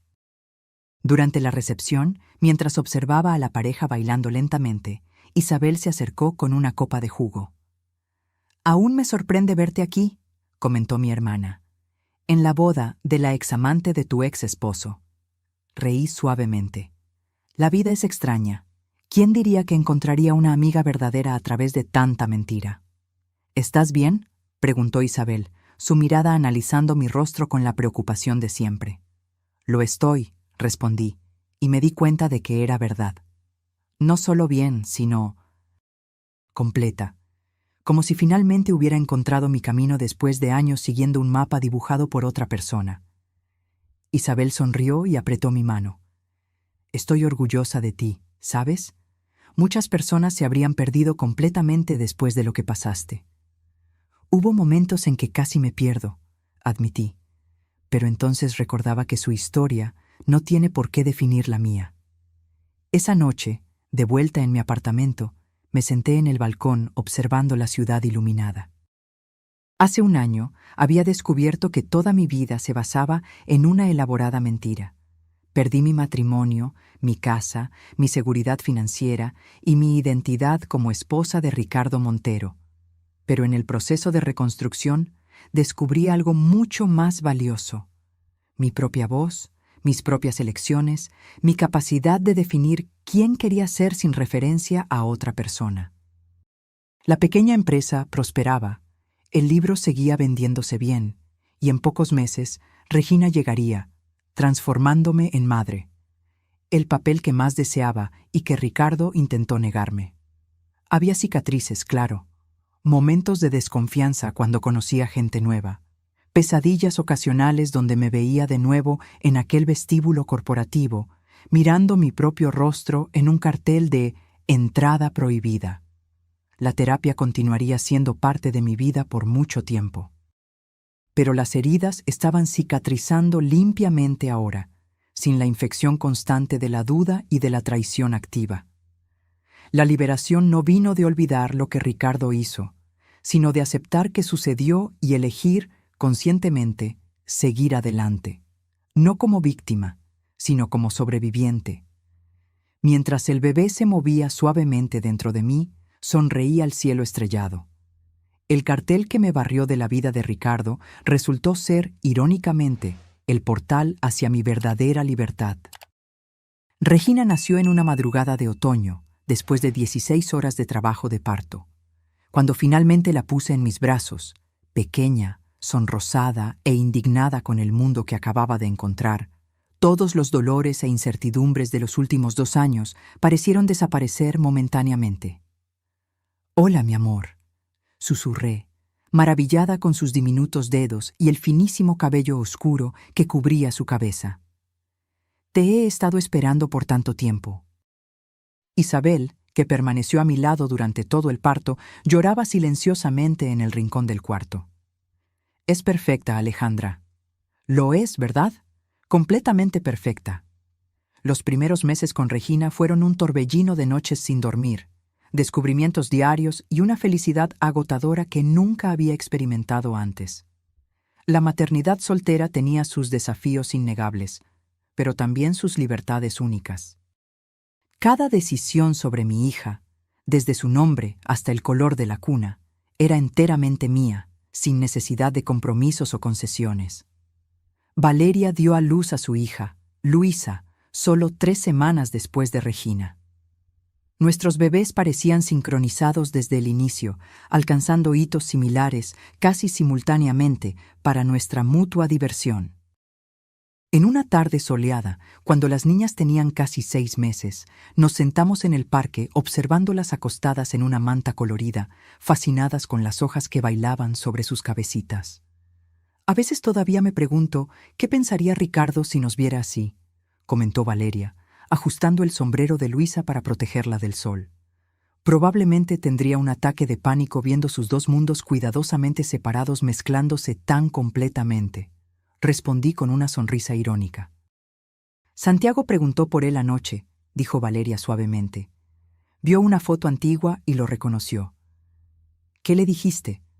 La verdad adaptada para un niño de 6 años, que su padre biológico hizo cosas malas y está pagando por sus errores, pero que eso no tiene nada que ver con él, que Julio lo ama como un padre y que nuestra familia está completa exactamente como es. ¿Cómo reaccionó? Sorprendentemente bien. Preguntó si podía visitar a Ricardo algún día cuando fuera mayor. Dije que sí, si todavía quiere cuando tenga edad suficiente para entenderlo todo. Observé a Santiago jugando en el tobogán cercano, su risa resonando en el parque. Era un niño feliz, adaptable y claramente amado. La ausencia de Ricardo en su vida parecía más una bendición que una privación. ¿Y tú?, preguntó Valeria. ¿Ya pensaste en cómo le vas a explicar a Regina cuando sea mayor? La pregunta me perseguía desde que descubrí el embarazo. ¿Cómo explicarle a una niña que fue concebida a través de un donante anónimo, porque su madre había sido tan profundamente traicionada que no podía confiar en ningún hombre lo suficiente como para compartir ese viaje? También le contaré la verdad, de forma adecuada a su edad, respondí, que fue muy deseada y planeada, que elegí traerla al mundo sola porque quería darle todo mi amor a ella, sin complicaciones, que su camino para existir fue diferente, pero igualmente válido. Regina se rió a carcajadas en ese momento, como si aprobara mi respuesta, sus pequeños puños agitándose con entusiasmo hacia una mariposa que pasó volando. La vida encontró su ritmo, diferente a todo lo que yo había planeado, pero sorprendentemente satisfactoria.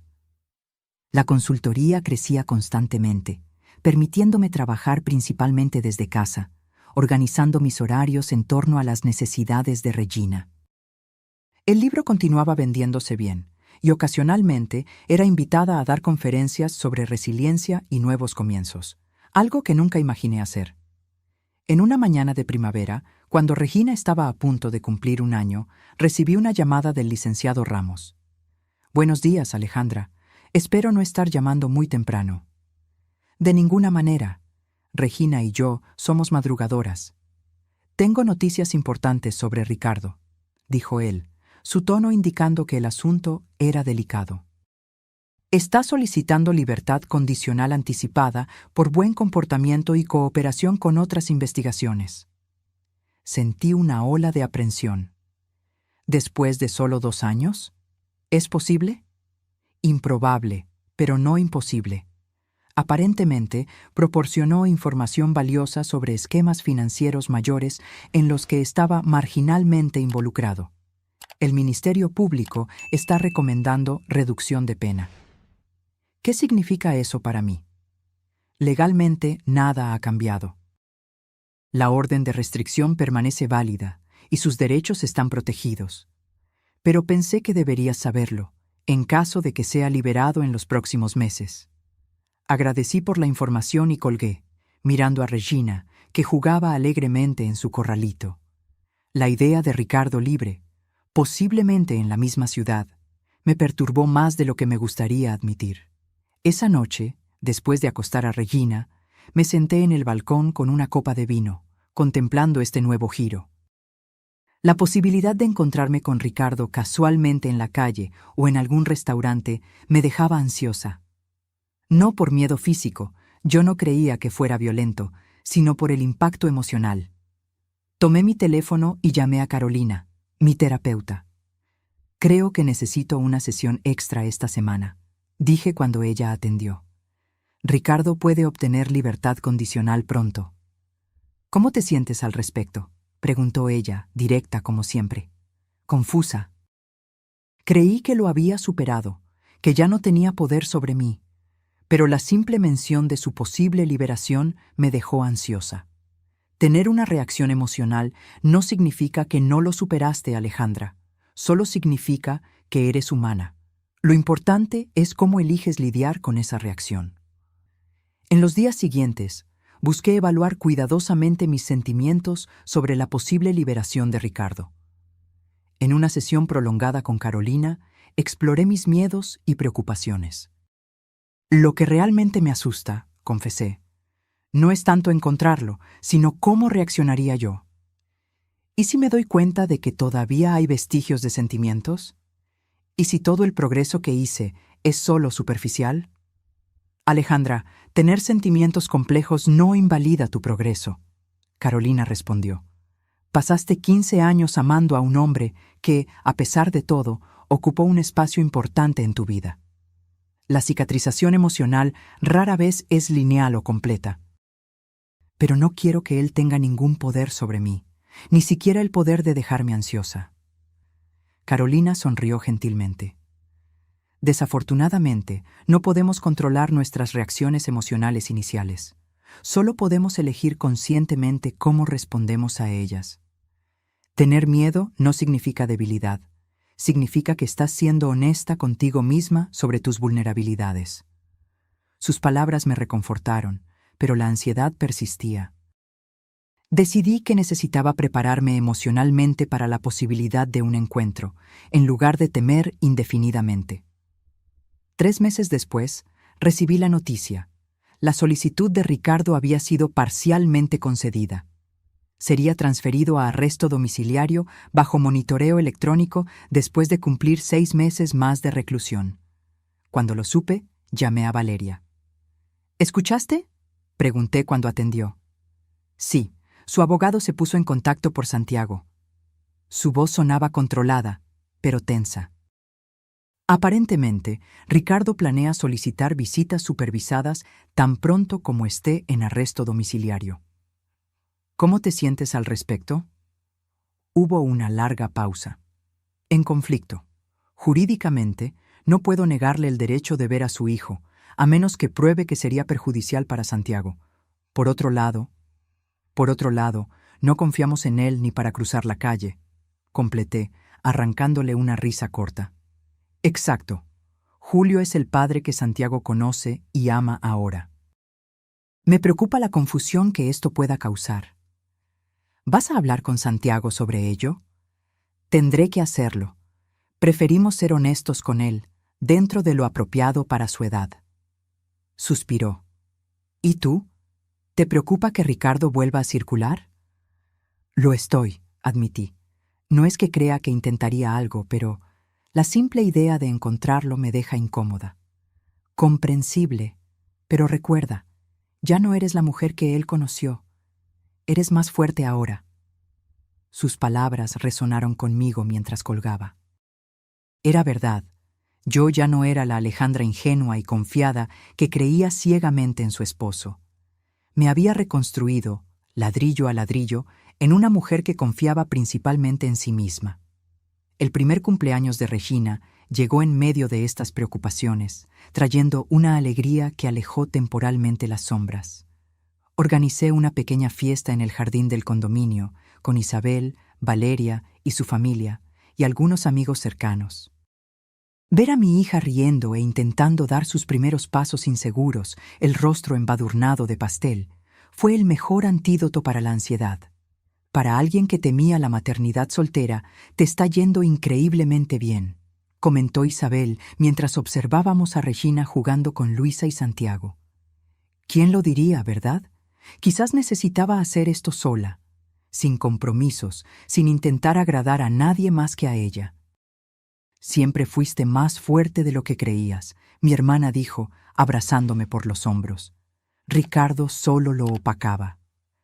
En ese momento, mirando a mi pequeña familia improvisada, mi hija, mi hermana, amigos que se volvieron tan cercanos como parientes, sentí una ola de gratitud inesperada.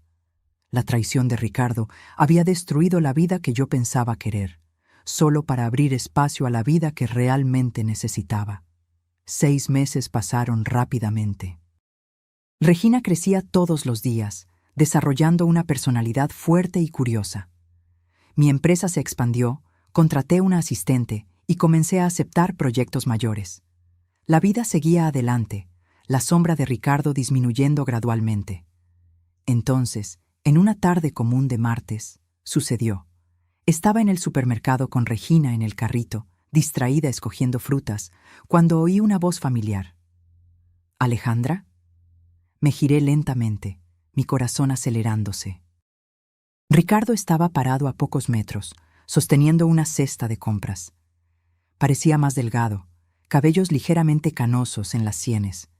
Llevaba un grillete electrónico mal escondido bajo el pantalón. Por un momento me congelé, todos los escenarios que había ensayado mentalmente desapareciendo instantáneamente. Regina, ajena a la atención, balbuceó alegremente y arrojó su juguete al suelo. Me agaché para recoger el juguete, ganando preciosos segundos para recuperar la compostura. Cuando me levanté, estaba sorprendentemente calmada. «Ricardo», dije simplemente, sin ofrecer nada más. Sus ojos se fijaron en Regina, una expresión ilegible cruzando su rostro. «Entonces es verdad, tienes una hija». «Sí, ella es Regina». Él dio un pequeño paso adelante, como si quisiera verla mejor, pero detuve el movimiento con una mirada firme. «Se parece a ti», comentó, un tono extraño en su voz. ¿Arrepentimiento? ¿Curiosidad? No pude identificarlo. «¿Qué quieres, Ricardo?», pregunté directamente. Pareció sorprendido por mi abordaje directo. Otro cambio de la Alejandra que él conoció. Nada específico, solo te vi y pensé que debía saludar. Hizo una pausa incómoda. Supe de tu libro y de tu empresa. Parece que te va bien. Me va bien, confirmé, sin elaborar. Un silencio extraño se instaló entre nosotros. Me di cuenta de que estaba esperando sentir algo. Rabia, miedo, cualquier vestigio del amor que una vez tuve por él. Pero mirando su rostro ahora familiar y simultáneamente extraño, sentí solo nada, como observar a un extraño que vagamente me recordaba a alguien que conocí hace mucho tiempo. «Tengo que irme», dije finalmente, preparándome para alejar el carrito. «Alejandra», me llamó, su voz más suave. «Lo siento, por todo». Lo miré largamente, tratando de detectar la sinceridad detrás de las palabras. Sus ojos parecían diferentes, menos seguros, menos calculadores.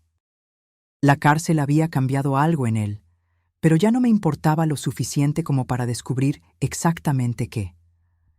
Yo también lo sentí mucho, Ricardo, por mucho tiempo, pero ya no lo siento. Giré el carrito y continué mis compras, consciente de su mirada en mi espalda, pero sintiéndome extrañamente ligera.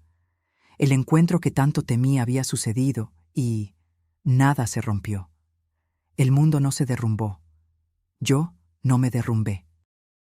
En el coche, después de acomodar a Regina en su sillita, me permití un momento para procesar lo que había sucedido. No fueron las palabras intercambiadas lo que importó, ni siquiera verlo de nuevo. Lo que realmente importó fue darme cuenta de que se había vuelto irrelevante para mi vida. Esa noche, después de acostar a Regina, me senté a escribir el epílogo de mi libro, que estaba siendo preparado para una segunda edición. Las palabras fluyeron fácilmente. Hoy encontré al hombre que un día creí que era el amor de mi vida, el hombre cuyas mentiras casi me destruyeron. Esperé por este momento con ansiedad, temiendo que pudiera sacudir los nuevos cimientos que tan cuidadosamente construí. Pero cuando finalmente sucedió, descubrí una verdad sorprendente. Él ya no tenía poder sobre mí. No porque yo había superado completamente el dolor o porque había alcanzado algún estado perfecto de curación emocional, sino porque me había reconstruido tan completamente que él simplemente ya no encajaba en ningún espacio de mi vida. Cuando su nombre fue barrado en la recepción de su empresa, ese día fatídico hace 2 años, perdí todo lo que pensaba que definía mi vida. Mi matrimonio, mi identidad como esposa, mi seguridad financiera, mi confianza en mi propio juicio. Pero en esa pérdida devastadora encontré algo mucho más valioso: la libertad para redescubrir quién soy cuando no estoy viviendo en las sombras de mentiras ajenas. El coraje para construir una vida enteramente mía, en mis propios términos.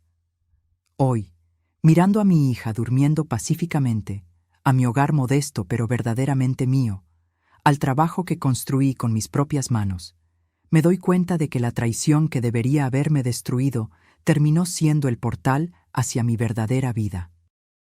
No estoy agradecida por lo que él hizo. La crueldad calculadora merece solo desprecio. Pero estoy profundamente agradecida por lo que encontré después. La fuerza que no sabía que tenía, la resiliencia que nunca necesité probar, y la capacidad de construir felicidad en mis propios términos. El cartel que me prohibió entrar en la vida falsa que él construyó resultó ser la puerta que me condujo a la vida auténtica que yo merecía.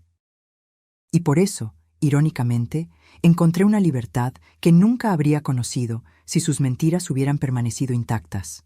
5 años han pasado desde entonces.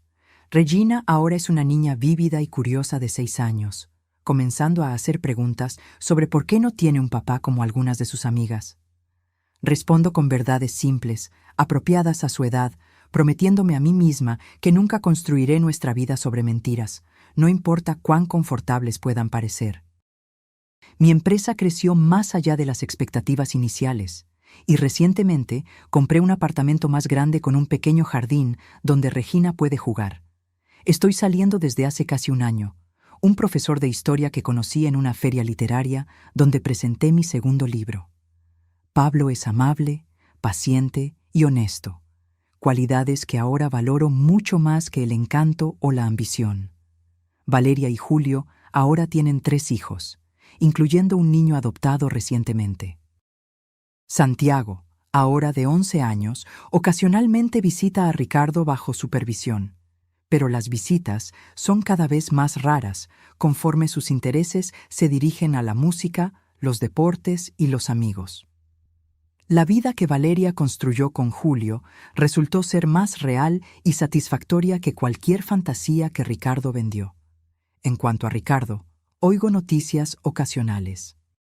Completó su sentencia en arresto domiciliario y ahora trabaja como consultor para una pequeña empresa, una caída significativa del imperio que una vez comandó. Supe que se casó de nuevo recientemente. Espero, por el bien de ella, que haya aprendido alguna lección sobre honestidad. Pero esas noticias son solo curiosidades pasajeras en una vida que sigue completamente independiente de la suya.